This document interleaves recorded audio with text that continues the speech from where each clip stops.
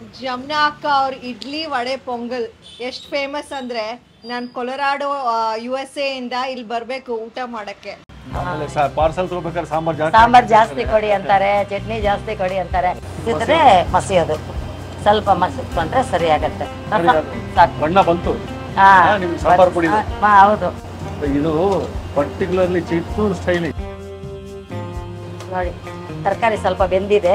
ಹೌದು, ಇವಾಗ ನಾವು ಬೇಯಿಸಿರೋ ಬೇಳೆ ಹಾಕ್ಬಿಡ್ತೀವಿ, ಹಾಕ್ಬಿಟ್ಟಿದೀವಿ.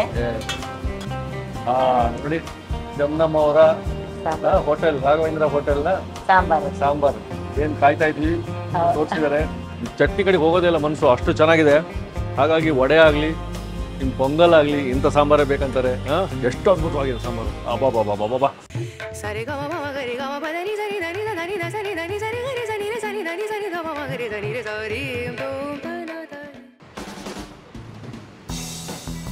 ನಮಸ್ಕಾರ ವೀಕ್ಷಕ ಬಂಧುಗಳೇ.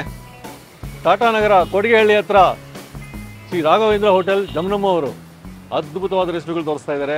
ನಾಟಿ ಶೈಲಿ ಅನ್ಬೋದು ನಾವು. ಹೀರಾನಂದಾನಿ ಅಪಾರ್ಟ್ಮೆಂಟ್ ಎದುರುಗಡೆನೇ ಇದೆ ಇದು. ಇವತ್ತು ನೀವೆಲ್ಲ ಕೇಳಿದ್ರಿ, ಬಟ್ ಇದು ಸ್ವಲ್ಪ ಪೆಂಡಿಂಗ್ ಇಟ್ಟಿದ್ವಿ, ಯಾಕಂದರೆ ಅವ್ರು ರಿನೋವೇಷನ್ ಮಾಡ್ತಾಯಿದ್ರು. ಹಾಗಾಗಿ ಆ ಮಾರ್ಪಾಟ್ ನಂತರ ಅವರ ಅದ್ಭುತವಾದ ಎಲ್ಲರೂ ಇಷ್ಟಪಡುವ ಕಸ್ಟಮರ್ಸ್ ಆ ಸಾಂಬಾರಿಗೋಸ್ಕರ ಬರ್ತಾರೆ. ಅದೇ ಸಾಂಬಾರಿನ ರೆಸಿಪಿ ಜಮ್ನಮ್ಮ ಅವರ ಹೋಟೆಲ್ನಲ್ಲಿ ಮಾಡುವ ಲೈವ್ ಸಾಂಬಾರ್ ರೆಸಿಪಿ ನೋಡೋಣ.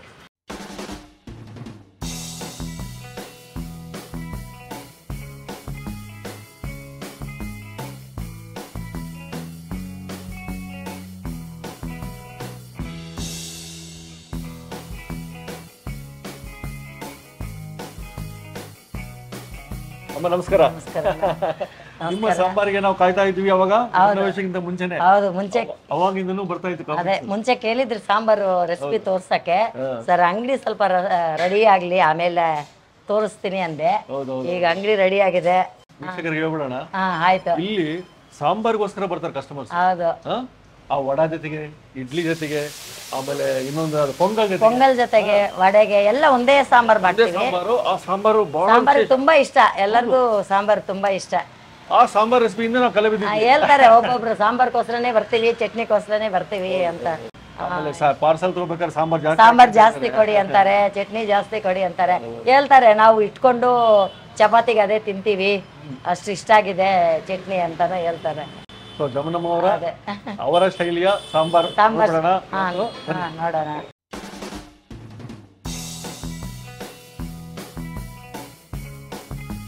ನಮ್ ಸಾಂಬಾರ್ ರೆಸಿಪಿಗೆ ಇದು ಅರ್ಧ ಕೆಜಿ ತೊಗರಿ ಬೇಳೆ, ಒಂದು 100 ಗ್ರಾಮ್ ಹೆಸರು ಬೇಳೆ, ಎರಡು ಒಟ್ಟಿಗೆ ಅಂದ್ರೆ ಸ್ವಲ್ಪ ಸಾಂಬಾರು ಚೆನ್ನಾಗಿ ಮಿಕ್ಸ್ ಆಗಿ ಬರುತ್ತೆ. ಎರಡು ಮಿಕ್ಸ್ ಮಾಡಿದ್ರೆ ಸಾಂಬಾರ್ ಸ್ವಲ್ಪ ತಿಕ್ಕು ಬರುತ್ತೆ, ದಪ್ಪ ಬರುತ್ತೆ.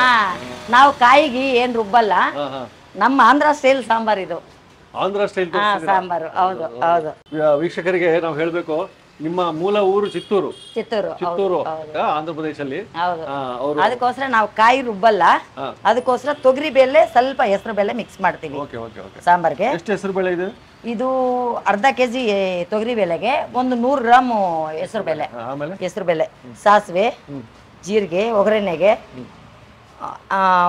ಒಣಮೆಣಸಿನ್ಕಾಯಿ. ಈ ಸಾಂಬಾರ್ ಪುಡಿ ನಾವೇ ಮಾಡಿರೋದು, ಮನೆಯಿಂದ ನಾವು ರೆಡಿಮೇಡ್ ತಗೊಂಬರಲ್ಲ.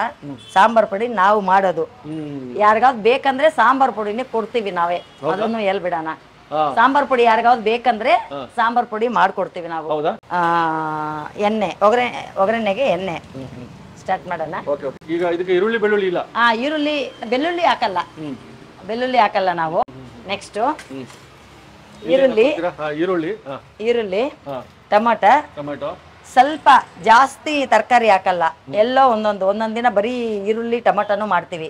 ಯಾವತ್ತಾವ್ದು ಒಂದೊಂದ್ ದಿನ, ನಾಳೆ ಆರ್ಡರ್ ಇದೆ ನುಗ್ಗೆಕಾಯಿ ಅದು ಹಾಕ್ತಿವಿ. ಇದು ಸ್ವಲ್ಪ ಕ್ಯಾರೆಟ್, ಬೀನ್ಸು. ಎಷ್ಟು ಹಾಕೊಂಡಿದ್ರಿ ಟೊಮೆಟೊ? ಟೊಮೆಟೊ ಒಂದು 1/4 ಕೆಜಿ, ಈರುಳ್ಳಿ ಒಂದು 1/4 ಕೆಜಿ, ಅರ್ಧ ಕೆಜಿ. Beans, carrot 100 gram.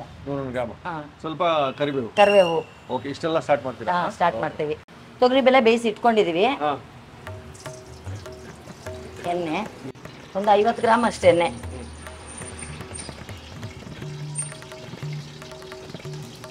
ಸಾಸಿವೆ ಒಂದು 20 ಗ್ರಾಮ್ ಅಷ್ಟಿರತ್ತೆ. ಒಂದು ಸ್ಪೂನ್ ಅಷ್ಟು ಜೀರಿಗೆ, ಒಂದು 4 ಇದು ಒಣಮೆಣಸಿನ್ಕಾಯಿ ಫ್ರೈ ಆದಮೇಲೆ ಕರಿಬೇವು, ಈರುಳ್ಳಿ, ಸ್ವಲ್ಪ ಇಂಗು, ಒಂದು ಪಿಂಚಷ್ಟು ಇಂಗು, ತೊಗರಿಬೇಳೆ ಮತ್ತು ಹೆಸರುಬೇಳೆ ಬೇಯಿಸ್ಕೊಬಿಟ್ಟಿದೀವಿ. ಇದನ್ನು ಮನೇಲಿ ಮಾಡಿರೋದು. ಅಷ್ಟೇ ಎಷ್ಟು ಬಿತ್ತು? ಕಾಲ್ ಸ್ಪೂನ್? 1/4 ಸ್ಪೂನ್ ಅಷ್ಟು.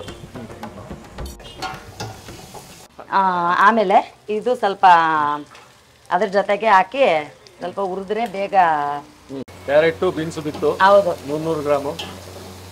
ಆಮೇಲೆ ಟೊಮೆಟೊ ಬಂದ್ಬಿಟ್ಟು ಅರ್ಧ ಕೆಜಿ ಇದೆ. Tomato 100 gram.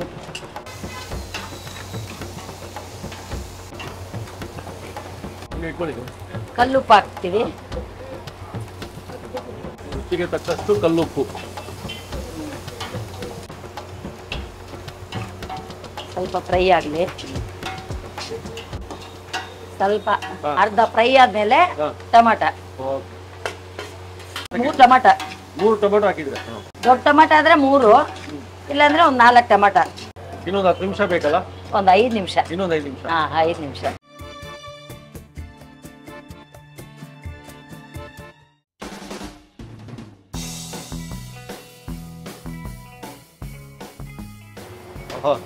ತಟ್ಟೆ ಇಡ್ಲಿ ಶುರು ಮಾಡಿದ್ದಾರೆ ರಾಘವೇಂದ್ರ ಹೋಟ್ಲಲ್ಲಿ. ಇದು ಎಪಿಸೋಡ್ ಬರ್ತದೆ ಮುಂದೆ. ತಟ್ಟೆ ಇಡ್ಲಿ ರೆಡಿನಾ? ತಟ್ಟೆ ಇಡ್ಲಿ ರೆಡಿ ಅಣ್ಣ.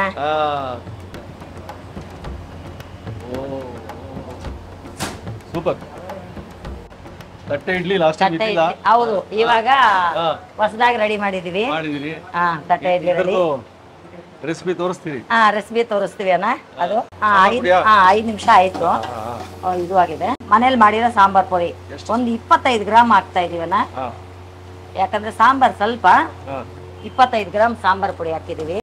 ಇದು ಆದ್ಮೇಲೆ ಹುಣಸೆಹಣ್ಣು ರಸ.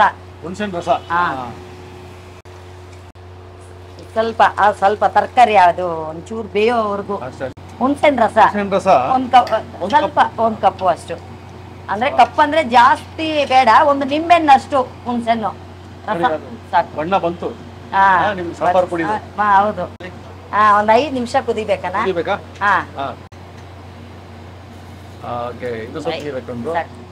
ಆಲ್ಮೋಸ್ಟ್ 1 ಲೀಟರ್ ನೀರು ಬಿತ್ತು. 1 ಲೀಟರ್ ನೀರು.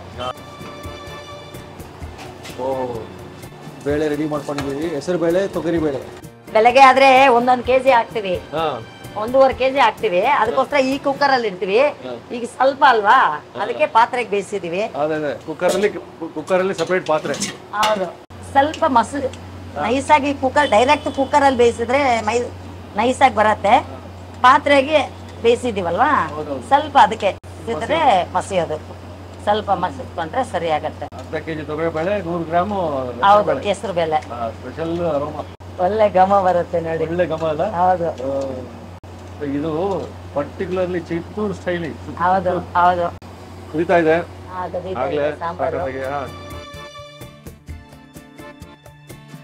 ನೋಡಿ ತರಕಾರಿ ಸ್ವಲ್ಪ ಬೆಂದಿದೆ. ಹೌದು. ಇವಾಗ ನಾವು ಬೇಯಿಸಿರೋ ಬೇಳೆ ಹಾಕ್ಬಿಟ್ಟಿದ್ದೀವಿ.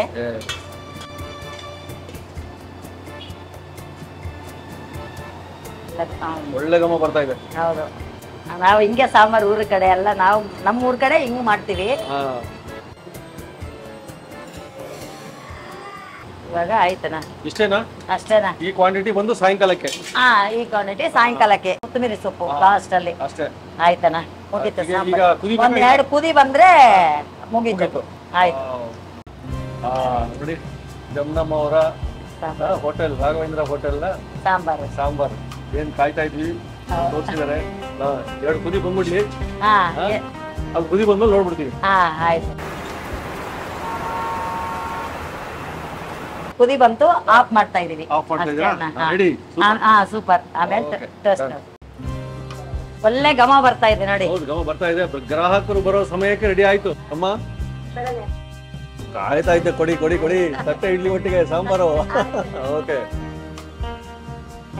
ನಮ್ಮ ಸಾಂಬಾರು ಇವತ್ತು ರುಚಿ ನೋಡುವ ಸಮಯ.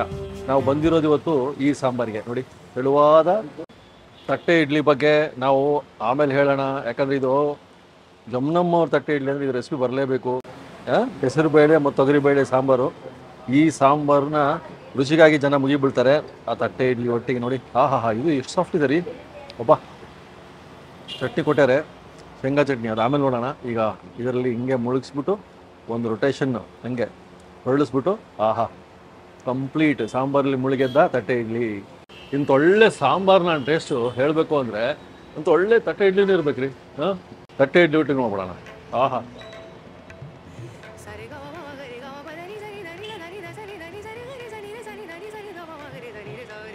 ಗುಳಂ ನೋಡಿ, 3 ಸತಿ ಹಂಗೆ ಹೋಗ್ಬಿಡ್ತು ಒಳಗಡೆ. ಅದರೊಟ್ಟಿಗೆ ಈ ತಟ್ಟೆಯಲ್ಲಿ ಒಂದು ಮೆರುಗು ಬರುತ್ತೆ ನೋಡ್ರಿ, ಇಂಥ ಸಾಂಬಾರು ಇದ್ರೆ. ಈ ಸಾಂಬಾರಿಗೆ ಯಾಕೆ ಇಷ್ಟಪಡ್ತಾರೆ ಜನ? ಈ ಥರ ಇದೆ ಎಲ್ಲ ಬೇಳೆ ಗೇಳಿ ಎಲ್ಲ ಚಟ್ನಿ ಕಡೆಗೆ ಹೋಗೋದೇ ಇಲ್ಲ ಮನಸ್ಸು, ಅಷ್ಟು ಚೆನ್ನಾಗಿದೆ.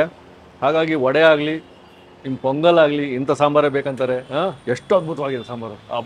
ಬಾಬಾ ಚಿತ್ತೂರು ಶೈಲಿ ಇದ್ದಿದ್ದು. ಅದು ಗೊತ್ತಾಗಬೇಕು ಅಂದರೆ ಇಲ್ಲಿ ಬರಬೇಕು, ರಾಘವೇಂದ್ರ ಹೋಟೆಲ್, ಟಾಟಾನಗರ, ಕೊಡಿಗಳ್ಳಿ ಹತ್ರ.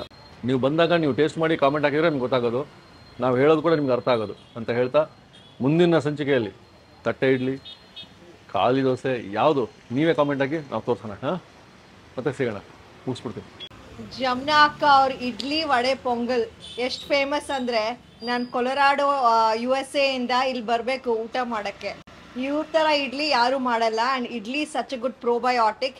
ಇಲ್ಲಿ ತಿಂದರೆ ಹೊಟ್ಟೆ ಮಾತ್ರ ಯಾರಿಗೂ ಕೆಡಲ್ಲ. That's the speciality.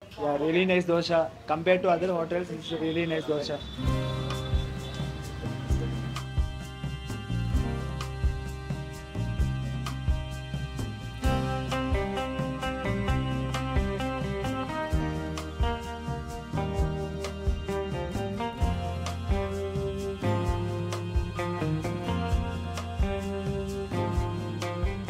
ಇನ್ನೂ ಅನೇಕ ಸ್ವಾದಿಷ್ಟ ರೆಸಿಪಿಗಳಿಗಾಗಿ ಸಬ್ಸ್ಕ್ರೈಬ್ ಮಾಡುವುದನ್ನು ಮರೆಯಬೇಡಿ.